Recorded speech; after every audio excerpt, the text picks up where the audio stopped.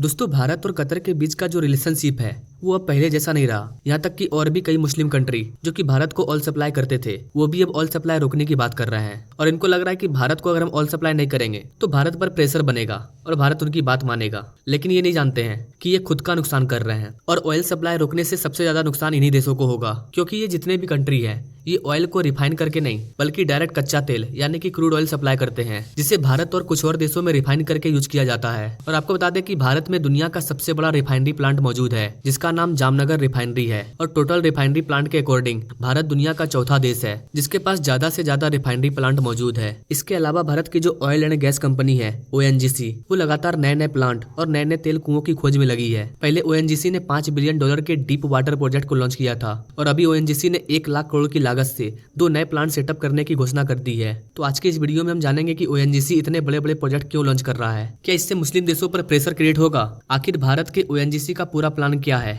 नमस्कार दोस्तों, मैं हूं विकास और आप देख रहे हैं ऑल इंडिया अफेयर्स। दरअसल दोस्तों ONGC जो प्लांट सेटअप करने जा रही है वो पेट्रोकेमिकल प्लांट होगा। पेट्रोकेमिकल का मतलब है कि कच्चे तेल से मिला प्रोडक्ट, यानी कि जब क्रूड ऑयल को रिफाइन की जाती है तो उसमें कुछ केमिकल मिलते हैं जिससे detergent, fibre, polyester, nylon, polythene और भी कई तरह की चीजें बनाई जाती है। तो ONGC ने कृष्णा गोदावरी बेसिन के पास 4 नए तेल कुओं पर काम करना शुरू कर दिया है और यहाँ से जो कच्चा तेल निकाला जाएगा उसे रिफाइन करने के लिए, उस तेल को यूटिलाइज करने के लिए ONGC 1 लाख करोड़ की लागत से 2 बड़े पेट्रोकेमिकल प्लांट सेटअप करने वाला है, जहाँ कच्चे तेल की रिफाइनिंग करके अलग अलग पेट्रोकेमिकल से जुड़े प्रोडक्ट को तैयार किया जाएगा। एक रिपोर्ट के अकॉर्डिंग ONGC 2023 से लेकर 2028 के बीच अपने 2 नए प्लांट को भारत के 2 अलग अलग राज्यों में सेटअप करेगा, जिससे ONGC की पेट्रोकेमिकल कैपेसिटी 8 से 9 मिलियन टन प्रति वर्ष तक बढ़ जाएगी। वैसे तो गाइस पेट्रोकेमिकल प्रोडक्ट्स में कई तरह की चीजें होती है, जैसे कि fibre, pesticide, paint, cosmetics, furniture, solar power panels, electronics आदि आदि आदि। लेकिन इसके अलावा कुछ ऐसे मटेरियल भी होते हैं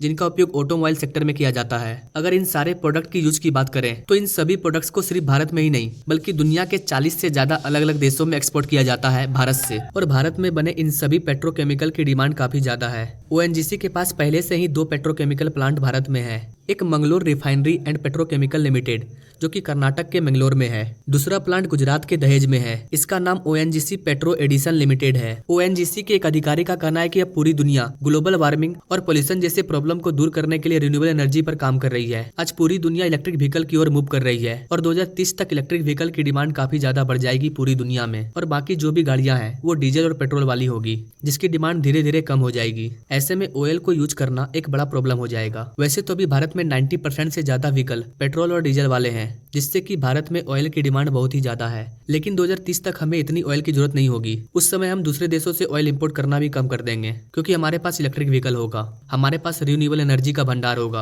अब सवाल आता है कि अगर ऑयल की डिमांड कम हो जाएगी, ऑयल का इंपोर्ट कम हो जाएगा, तो ONGC इतने सारे रिफाइनरी प्लांट का क्या करेगी। तो गाइस आपको बता दें कि ONGC ऑयल को यूज करने के लिए नए नए ऑप्शन और नए नए तरीके पर काम कर रही है, ताकि जब भारत इलेक्ट्रिक व्हीकल यूज करने लगे तो ऑयल का प्रोडक्शन बंद ना हो, बल्कि ऑयल की रिफाइनिंग करके उससे ज्यादा से ज्यादा पेट्रोकेमिकल प्रोडक्ट्स बनाया जा सके। अब आते हैं अपने मेन मुद्दे पर। भारत में अगर इतने सारे ऑयल रिफाइनरी बन रहे हैं तो जाहिर सी बात है कि भारत ऑयल इंपोर्ट करेगा और ऐसे केस में अगर मुस्लिम कंट्री ये कह रहे हैं कि हम ऑयल देना बंद कर देंगे तो इसका नुकसान उन्हें ही होगा, क्योंकि उनके पास बड़े बड़े ऑयल रिफाइनरी प्लांट नहीं है और हर देश के पास इतनी कैपेसिटी नहीं है और दुनिया में कई ऐसे छोटे देश हैं जो कि ऑयल रिफाइनरी प्लांट को सेटअप नहीं कर पाएंगे, तो वो क्रूड ऑयल लेकर क्या करेंगे। आपको बता दें कि क्रूड ऑयल को पहले भारत में लाया जाता है और फिर इन सारे क्रूड ऑयल को रिफाइन करके और भी देशों में एक्सपोर्ट किया जाता है जहाँ पर ऑयल रिफाइनरी प्लांट नहीं है। अगर ये मुस्लिम कंट्री भारत को तेल देना बंद कर देते हैं तो उन्हें पहला नुकसान ये होगा कि अगर उनका क्रूड ऑयल नहीं बिकेगा तो उनका घर नहीं चलने वाला है, क्योंकि ये जितने भी अरब कंट्री है इनकी सारी भूमि रेगिस्तानी है